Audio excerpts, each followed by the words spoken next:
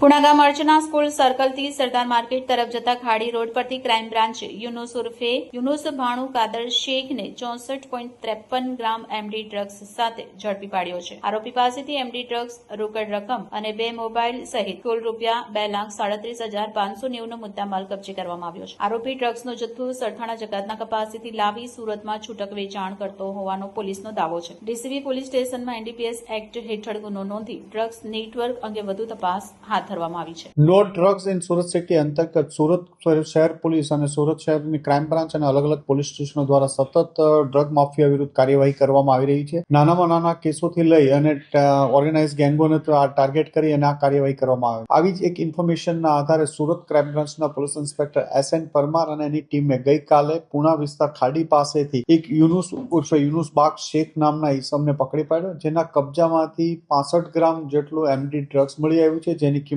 1,95,000 જેટલી થાય છે. આ યુનુસ ખાન અગાઉ ઘણા સમયથી આ ડ્રગ્સનો ધંધો કરી રહ્યોની બાતમી મળી છે અને એ જે સરથાણા વિસ્તારમાંથી કોઈ માણસ પાસેથી આ માલ લાવી અને મીઠી ખાડી વિસ્તારમાં લિંબાયત ને કમરુનગર આસપાસ આ માલ વેચતો હોવાની ઇન્ફોર્મેશન આધારે એની પકડીને પૂછપરછ ચાલી રહી છે.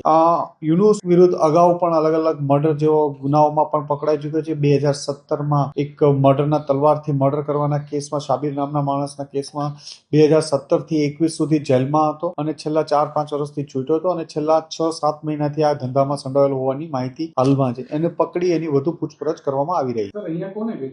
એ ઇન્ફોર્મેશન નામ અને છે પણ તપાસ ચાલી રહી છે અને આરોપીની રિમાન્ડની કાર્યવાહી ચાલી રહી છે. એ જમીન લે વેચનો ધંધો કરેલો છે, અંડર ગ્રેજ્યુએટ છે અને જમીન લે વેચના ધંધા સાથે સંકળાયેલો માણસ છે.